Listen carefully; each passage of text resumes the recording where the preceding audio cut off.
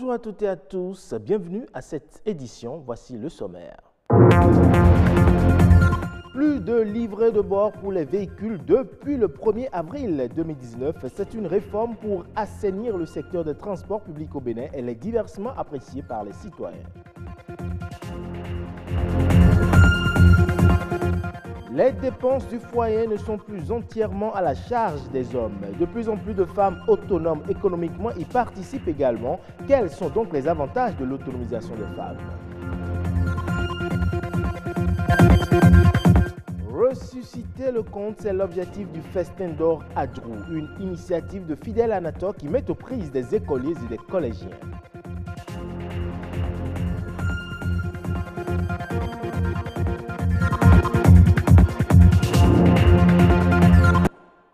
Je le disais à l'entame de cette édition, plus de livrets de bord pour les véhicules. C'est une décision du Conseil des ministres qui est entrée en vigueur depuis le 1er avril 2019. Avec cette réforme, les livrets de bord seront désormais supprimés. À leur place, des macarons apposés sur le pare-brise avant des véhicules à 4 roues et plus. Des frais d'immatriculation sont aussi diminués de 4 000 francs CFA. Un tour dans la ville de Cotonou et quelques citoyens donnent leur avis sur cette réforme. Ils sont ici au micro de Edwige Agossou et de Patrick Adjagoudou.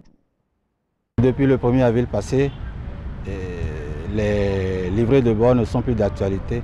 Le livret de bord, comme son nom l'indique, c'est un petit livre. C'est un petit livre dans lequel se trouvent toutes les pièces de la voiture. À savoir, il y a l'assurance, il y a la visite technique et puis il y a le TUTR. En plus de ça, il y a la carte grise. La carte grise qui représente la carte d'identité de la voiture. Les livrets de bord ne comportent pas beaucoup de feuillets et très souvent, c'est épuisé et on a droit à les renouveler. Ça a un coût. Donc je crois que maintenant, on aura pu faire ces dépenses et je crois que c'est tout bénéfique pour nous. C'est un livret qui devient vraiment encombrant, touffu et puis bon, ça devient tellement volumineux au point où, bon, à des moments donnés, vraiment, il y a des feuillets qu'on perd même dedans, facilement. Il y a des feuillets que si ce n'est pas agrafé, on met ça dedans seulement. Bon, on peut les perdre à tout moment. Maintenant, dire qu'on veut supprimer ça, c'est ceux qui doivent avoir une formule qu'ils sont en train de vouloir proposer. Quand nous allons maintenant à la visite technique, on nous colle un petit papier dans le coin de la pare-brise là. Donc on ne sait pas si c'est comme ça que ça va se passer. Est-ce que c'est seulement la carte grise qu'il faut garder ou bien ici, il faut une autre pièce? Nous ne savons pas encore. Donc nous voulons que les autorités, ceux qui ont en charge ce dossier-là, nous disent concrètement ce qu'il en est. J'ai aussi appris qu'on va diminuer 4 000 francs. Je ne sais pas de quel 4 000 francs on est en train de parler. Si déjà on pense à changer ça, ce que nous avons, la version papier que nous avons là, et qui est encombrant, si c'est pour avoir quelque chose plus amélioré, mais si c'est pour augmenter 500 francs pour qu'on ait de nouvelles choses beaucoup plus dynamiques, moi je suis partant. Parlons à présent de l'autonomisation des femmes qui de plus en plus contribuent au développement socio-économique de leur pays. Mais au-delà de leur pays, l'autonomisation de la femme participe également au bien-être de la famille, de sorte qu'une femme autonome économiquement investit dans son foyer et contribue à la réduction de la pauvreté. Dans le reportage que vous allez suivre tout à l'heure, Edwige Agossou et Gloria Oni nous parlent des avantages que présente l'autonomisation économique des femmes. La femme qui ne travaille pas, qui attend à ce que leur mari dépense tout dans la chambre, je vois que cette femme-là ne veut pas que leur mari évolue dans le foyer. Cette époque où la femme attend tout de son mari est révolue. La femme tient désormais à son autonomisation. Elle ne veut plus être dépendante. Une femme doit être autonome. Si elle se veut émanciper, elle doit d'abord penser à son autonomisation. Tout part de là. Tu ne peux pas vouloir qu'une personne fasse ton émancipation sans toi-même ta participation. Tu ne peux pas penser être dépendante des autres et chanter toujours émancipation. Tu ne peux pas vouloir être un oiseau dans une cage où la mère va chercher de la nourriture venue donner et penser être émancipée.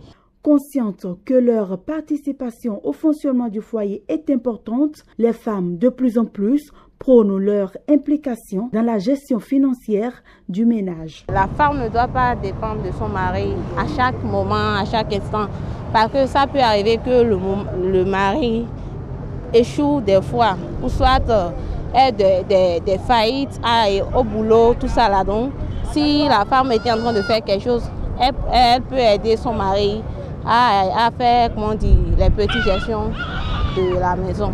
Il est normal que dans un foyer, chacun puisse avoir un petit truc, un petit job ou emploi, je ne sais, qui lui permet de participer au budget familial.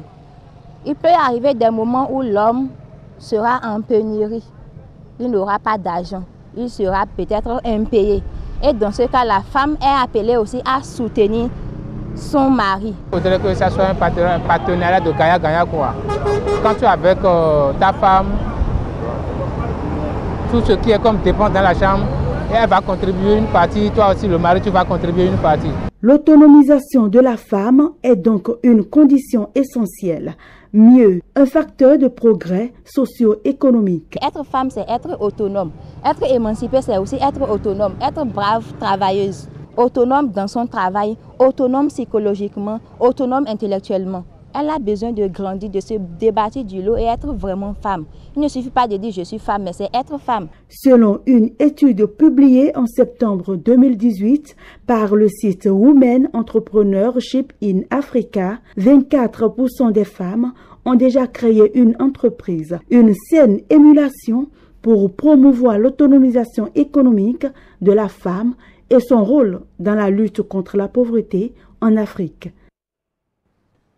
Le conte, c'est un art oratoire qui permet de transmettre des valeurs. Mais cette pratique qui jadis regorge d'enseignements et de divertissements disparaît à petit feu. Festin d'or d'Adjrou veut donc inverser cette tendance. L'initiative est de l'artiste Fidèle Anator. Elle a permis justement à de jeunes écoliers et collégiens de rivaliser de talent pour l'art de raconter. Suivons ce reportage de Enoch Mpati. Vous savez ce qui s'est passé après? Tout à coup, le chasseur vient pour tuer l'oiseau. Des conteurs nouvelle génération en pleine démonstration de leur talent. Faut-il faire le bien par le mal? Le prix d'une bonté est-il la méchanceté? Adieu, Instant de détente, mais nostalgique pour l'ancienne génération. La parole est en fait pour la grande gloire du patrimoine culturel africain, fait de contes, de poésie, de slam, de musique traditionnelle, des arts du griot, de mode et arts martiaux. Festin d'or à Adjrou comme à l'ancienne. Ce Adjrou nous permet quelque chose d'essentiel, le retour à la convivialité d'antan. L'autre chose, cette Afrique-là où on n'avait pas les masses médias de si développés qu'aujourd'hui, mais où on avait connu quand même de grands sages, des érudits dans leurs domaines respectifs, qui dirigeaient la cité, qui gouvernaient la cité. Mais d'où est-ce qu'on puisait cette sagesse-là? Mais c'est sous l'arbre à palabre, c'est sous le grand baobab. Il y avait une école de la sagesse. L'école de la sagesse pour éveiller la curiosité intellectuelle chez les enfants et susciter en eux le goût de l'art. Avant d'être comédien, il faut être conscient. Et j'ai de l'envie pour cela. Et j'ai de l'affection pour ce que je fais. Alors je pense que si à chaque fois, nous avons l'occasion de participer à ces genres de festivals, je pense que le Bénin aurait déjà autre image dans le cadre de la culture. Nous, on a un objectif à atteindre. C'est sûr. Et là, quand on s'invite quelque part, on fait tout, on sort, on se donne à fond pour arriver à cette...